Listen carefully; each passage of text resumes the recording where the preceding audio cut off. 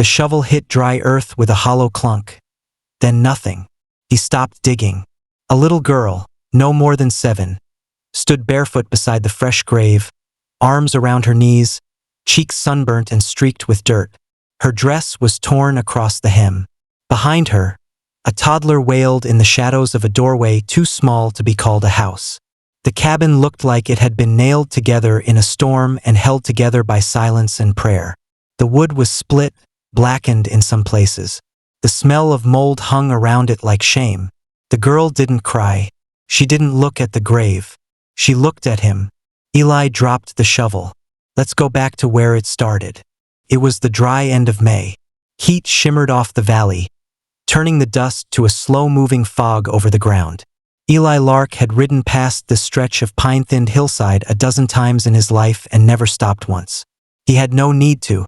The homestead wasn't marked on maps, wasn't spoken of in town, and hadn't been lit with a lantern since he could remember.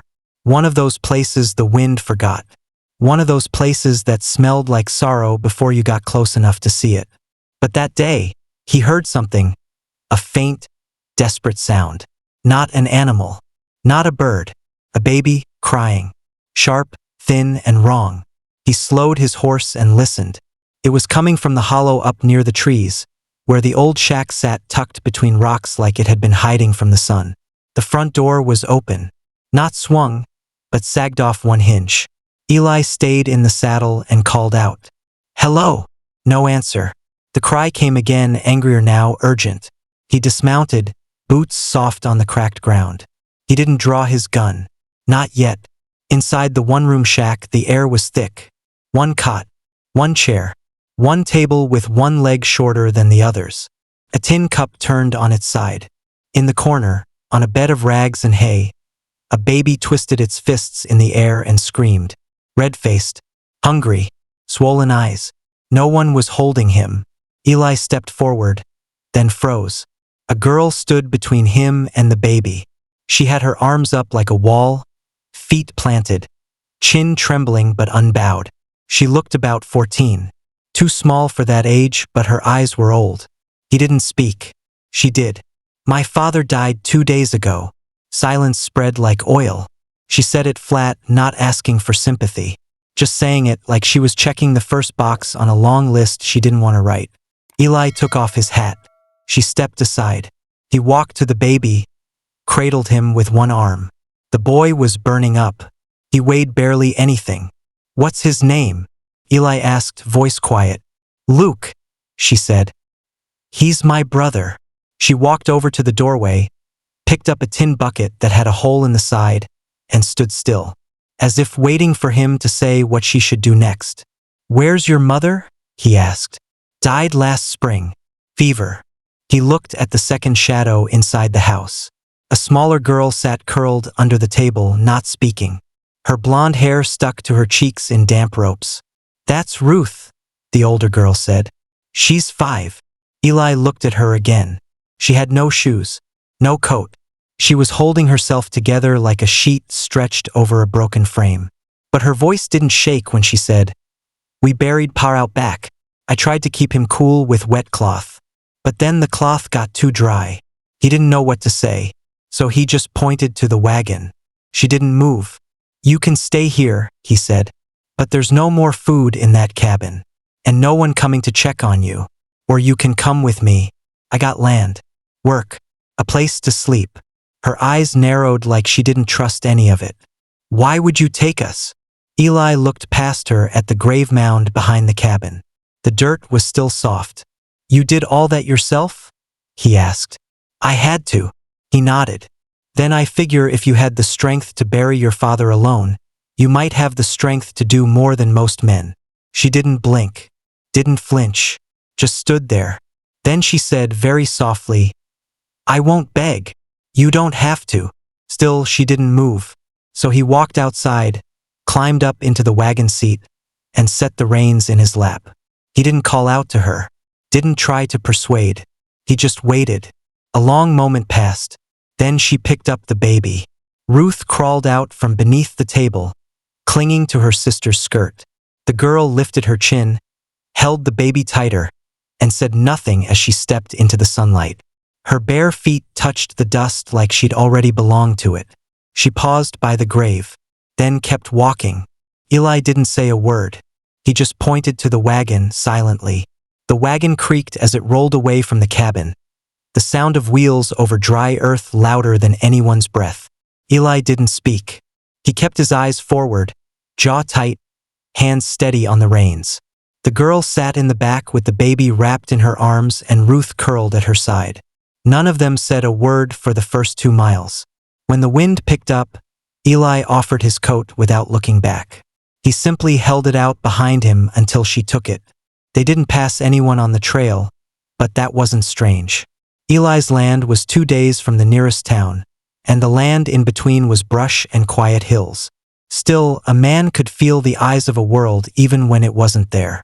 That first night, he stopped near a dry creek bed where a crooked willow leaned over a patch of hard ground.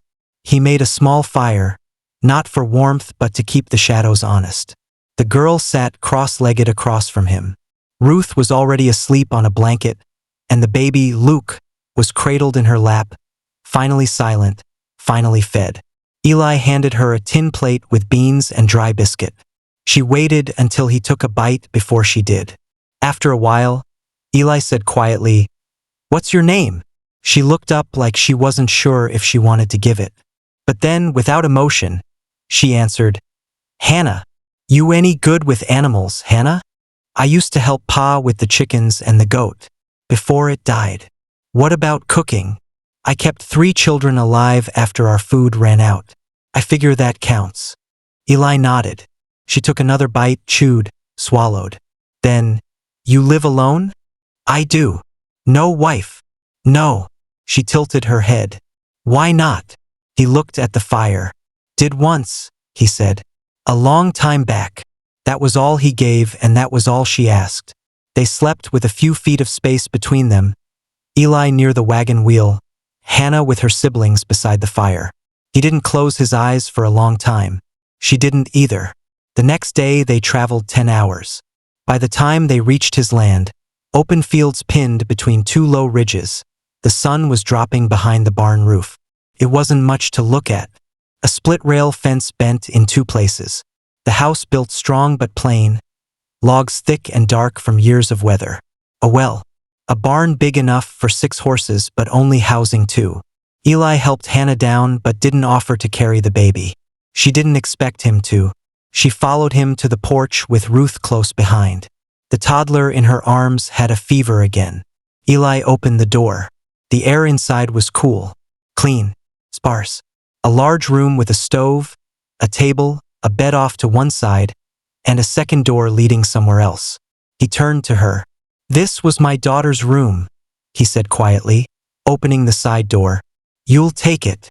Hannah didn't ask where the daughter had gone. She just stepped inside. There was a bed, a dresser, a window with faded curtains. "Sheets are clean," he said. "I'll get water for the baby." She nodded. That night, he heard crying from the room but didn't go to the door. Then it went quiet. The next morning, she was up before him. The stove was warm, coffee brewed. The baby was sleeping. "I found flour in the tin," she said. "Made biscuits. Hope you don't mind." Eli just nodded and sat down. They didn't talk much that first week. She kept the house like it was her own. She washed. She mended. She scrubbed the floor like she was fighting it. By the second week, Ruth followed Eli around outside. "Where's your horse sleep?" she asked him. "In the barn." "Does he snore like Pa used to?" "Worse." She giggled. It was the first time Eli had heard a sound like that on his land in years. But not everyone found it sweet. On the 3rd Sunday, he hitched the wagon to head into town. Hannah asked, "Do you want me to stay behind?" Eli looked at her, then at the children. "No," he said. "You all come." That decision, just that, was enough to start the whispering. As soon as the wagon stopped in front of the general store, Mrs. Canning stood stiff by the salt barrels. Henry Cobb narrowed his eyes as he pumped water. They didn't say anything outright. Not yet. But words moved faster than horses in a place like this. Later that day, as Eli loaded flour and coffee into the wagon, Sheriff Dalton approached. He wasn't a bad man, just careful, too careful. You sure you know what you're doing? He asked, keeping his tone polite. Eli didn't answer. The sheriff tried again. Taking in orphans is one thing, Eli, but a girl that age, no family left, that's a burden a man might want to think twice about. Eli looked over at the wagon. Hannah was showing Ruth how to button her dress. The baby was asleep on a folded saddle blanket. Then he looked back at Dalton. You ever think about what happens if I don't? The sheriff didn't reply. Eli climbed up onto the wagon seat. As he took the reins, Hannah glanced at him once. Quickly, not looking for kindness, just trying to read whether she was a problem. He didn't speak, just gave the horses a gentle nudge. And the wagon rolled out, slow, quiet. But behind them, eyes followed like shadows. The sky turned the color of gunmetal that evening, clouds low and brooding, like they knew what was coming. The ranch was quiet, but not at peace. Hannah moved through the chores like a ghost, measured, precise, unsmiling. She had washed the baby with rainwater, hung a sheet to dry, and was mending one of Ruth's torn dresses when Eli returned from mending a fence line and saw something strange. 2 horses, unfamiliar, tied off at the edge of the pasture. He didn't call out, just walked back to the house with a careful rhythm, one hand loose at his side. Inside, Hannah sat at the table, still holding a needle and thread, but her body was rigid, spine locked like a board. 2 men were sitting across from her. Neither looked up when Eli entered.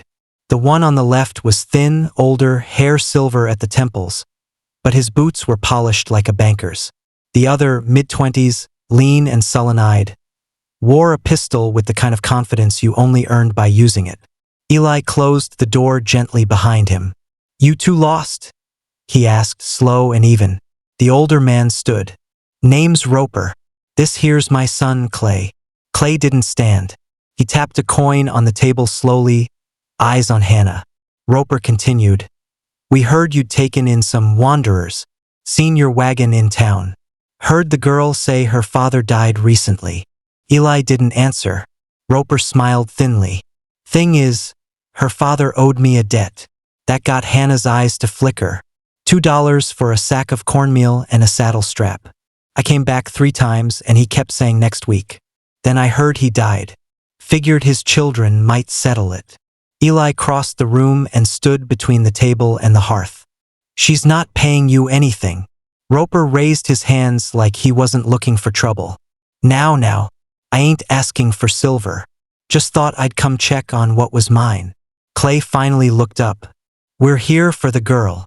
Eli's hand didn't move, but his voice dropped an inch colder. She's not yours, and this ain't a saloon. Clay stood now, smiling like a man who enjoys dragging a fight out. Man dies in debt. It passes to his blood, he said. Ain't that right, preacher used to say? We'll take her, work it off over at Mason's ranch. Clean, cook, maybe more, if she's worth it. The sound of the baby stirring in the other room cut through the silence. Eli stepped forward just once. You walk off my land now, or you don't walk at all. Clay's fingers twitched, but Roper stopped him with a single look. Think on it, the old man said. Ain't just me owed by that family. They owe half the ridge. You want their weight, it's yours to carry. But some men won't be as polite. Eli didn't speak. The men left. That night no one slept. The lantern burned low in the kitchen while Hannah sat at the table, arms wrapped around her middle. Ruth lay curled up on a pallet nearby, thumb in her mouth. The baby whimpered now and then. Eli sat across from Hannah, silent. She finally spoke. I didn't know about the debt. If I had, I would have paid it. With what? She didn't answer. After a long pause, she said, They'll come back. Yes. She looked up at him for the first time in hours. Her voice was very quiet. I won't let them take Ruth. Or Luke. I don't care what they do to me. They're not taking anyone. She shook her head. You don't understand how men like that work. They don't ask twice. I understand exactly how they work. She stared at him. You can't shoot them all. No, he said. But I can start with the first 2. She didn't smile, but her shoulders softened slightly. He leaned forward, resting his forearms on the table. I'm not letting you or those children be handed off like cattle. Not for a sack of meal. Not for anything. Her voice cracked now. Why? It was the first time she'd asked something that sounded like it mattered to her. Eli didn't look at her. Because I've stood on the other side, he said. Watched someone I loved be taken. Watched men justify it with scripture and debts and law. He looked up, jaw clenched tight. No one stepped in for her. Not even me. I won't make that mistake again. They sat in silence after that. Outside, the wind shifted, carrying the smell of horses. In the distance, faint but real, came the sound of hooves. Not one. Not two. Many. Eli stood, moved to the window. Riderless horses, standing at the edge of his land. They're watching, he said. Hannah joined him. Her eyes flicked over the shapes in the dark. Those aren't Roper's men. No, he said. They're scouts. From who? I don't know yet. She looked up at him, her voice barely audible. What if they're not after me? Eli looked back at her, eyes heavy. Then I'll still be standing between them and you. In the stillness, she reached over and picked up Ruth, held her close. The baby stirred in the other room, as if sensing the change in the air. The fire crackled. The night deepened, and outside, silent riders waited. By morning, they were gone. No hoofprints in the dirt, no fire ashes, no signs that the horses had ever stood at the edge of the field. But Eli knew better. Scouts didn't leave signs unless they wanted you to find them. And this felt like a warning, or an invitation. He didn't mention it to Hannah. Instead, he went to town. He didn't say goodbye, didn't tell her how long he'd be gone. He just saddled his horse, packed a rifle under the blanket roll, and rode off down the trail without a word. Hannah stood on the porch and watched the dust rise behind him. It was late afternoon by the time he reached Dalton's office. The sheriff stood with a cup of cold coffee in one hand, chewing tobacco in the other. I ain't heard from Roper since he came sniffing around your place, Dalton said. But I know his kind. He'll be back. And he won't be alone. Eli didn't respond. You ain't thinking of handling this alone, are you? I already am. Dalton squinted. You're not one for charity, Eli. What's the girl to you? Eli looked at the wall for a long time. There was a wanted poster curling at the edges. Some bandit with a scar, dead or alive. She's not mine, he said at last. But she could have been someone's. Someone who needed help. That's enough. The sheriff leaned back. You know this town. They don't take kindly to a man sticking his neck out for strangers. Eli stood. Then maybe it's time they learned to. He left before Dalton could say more. He didn't ride straight back. Instead, he made a detour 30 miles east, past where the river curved and the land changed color. To Bear's Land. The Comanche camp wasn't on any map, but Eli had known it since his younger years. Back when he traded pelts and shot deer in the same woods Bear once called home. They weren't friends. Not exactly. But they weren't strangers either. When he arrived, 3 braves stepped out of the tall grass like ghosts, spears in hand, faces still as stone. I need to speak to Bear, Eli said. They didn't move, but one of them turned and disappeared into the trees. Minutes later, Bear appeared. He hadn't changed much. Still tall, still silent, still carrying the weight of his name like it meant something more than just a sound. You came back, Bear said. I need to ask something. Bear studied him. Most men don't ride this far unless they need help or forgiveness. Which is it for you? Maybe both. Eli dismounted and walked to the edge of the clearing. There's a girl, and 2 children. Alone. No family. Roper's coming for her. Says her father owed him. Wants to sell her off like stock. Bear's face didn't move. I'm not asking for warriors. I'm just asking for watchers. People who can see what's coming before it comes. Just eyes. Nothing more. Bear looked past him toward the west. There are drums on the wind, he said quietly. Not from my camp. Not from your people either. Someone's moving. Hunting. Eli's chest tightened. Who? Bear shook his head. Could be Pawnee. Could be Kiowa. Could be soldiers with their coats turned inside out. Doesn't matter. They're angry. Eli stared at the ground. Will you help me or not? Bear didn't answer at first. Then, there was a time you left a Comanche boy to bleed in the grass because it wasn't your fight. Eli closed his eyes. And there was a time I dragged that boy 3 miles to your camp when no one else would touch him. Bear's voice softened. Just a little. You remember. I remember everything. Bear stepped forward. I'll send 2. They'll watch. Not fight. If blood comes, it'll be your hands that stop it. Eli nodded. Fair enough. He rode back in silence. The wind shifted. Birds moved strangely overhead. Even the trees seemed to lean away from the trail. By the time he crested the last ridge before his land, he saw the smoke. It wasn't fire, just cooking, but more than one. Tents, wagons, a cluster of men sitting around a poker table in the dirt. Half drunk already, rifles slung over knees. Roper had come back, and this time he'd brought neighbors, friends, hired hands, maybe even some of the men the girl's father had owed. Eli didn't ride down the front path. He circled wide, tied his horse near the back shed, and walked in through the trees. Hannah saw him first. She was standing on the porch, arms crossed, baby in her hip. Ruth held her skirt tight. Don't, she said when he got close. I'm not going to let them touch you. They'll burn this place down. Then we build it again. He looked her in the eyes.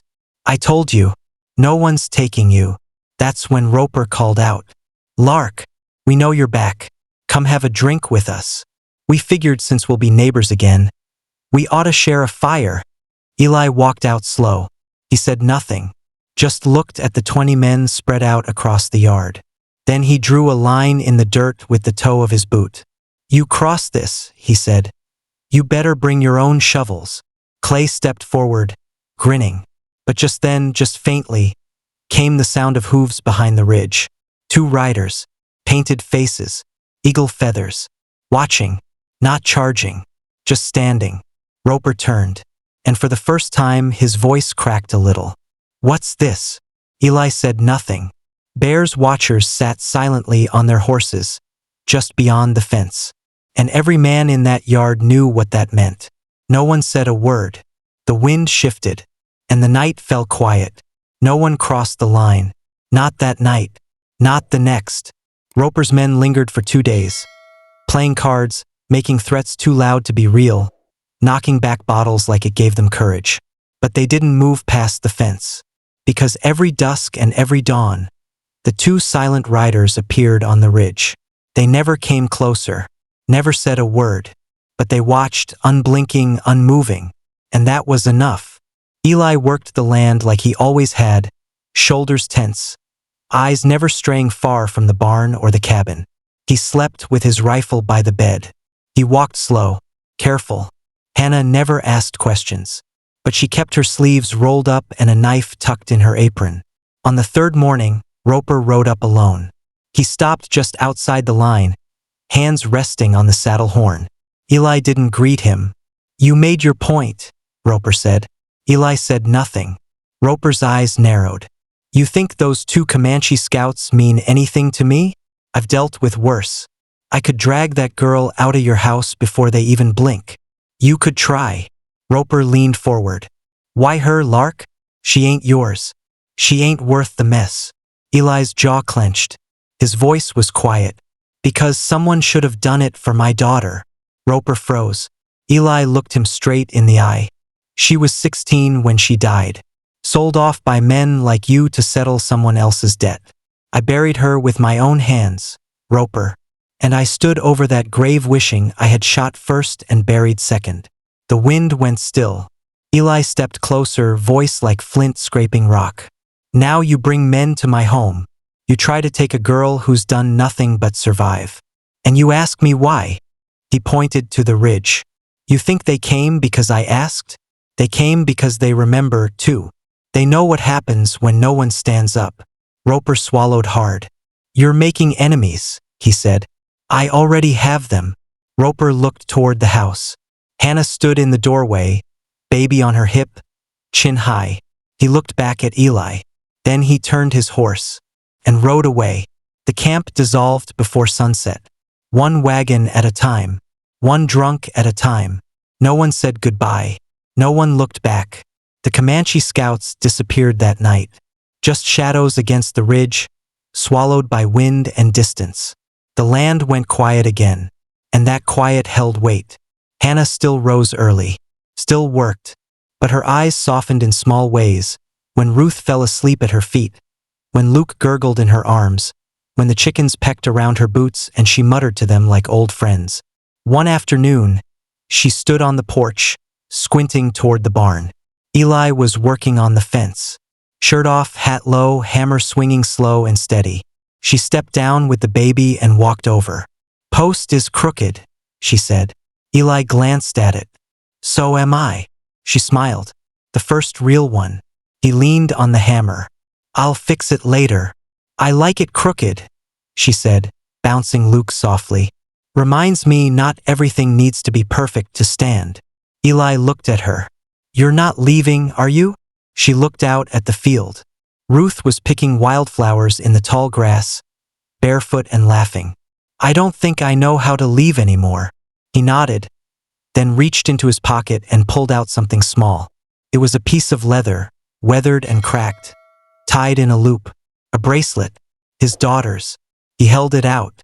Hannah took it slowly, turned it in her hand, ran her thumb across the worn knots.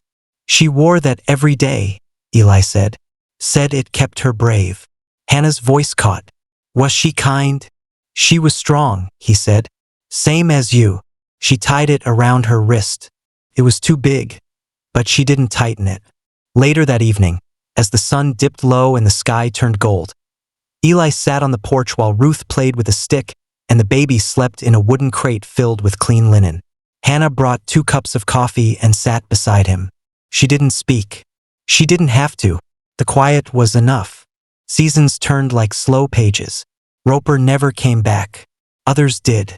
Not with guns, but with goods, flour, rope, a box of baby shoes left on the porch with no note.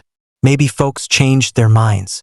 Maybe they just stopped pretending they hadn't seen what almost happened. One spring evening, Hannah brought out a folded letter and handed it to Eli. "I wrote something," she said. He opened it. It wasn't a goodbye. It was a name. Her name. She'd never given him her full one before. Now she had. He folded the paper slowly, tucked it into his coat, then looked at her.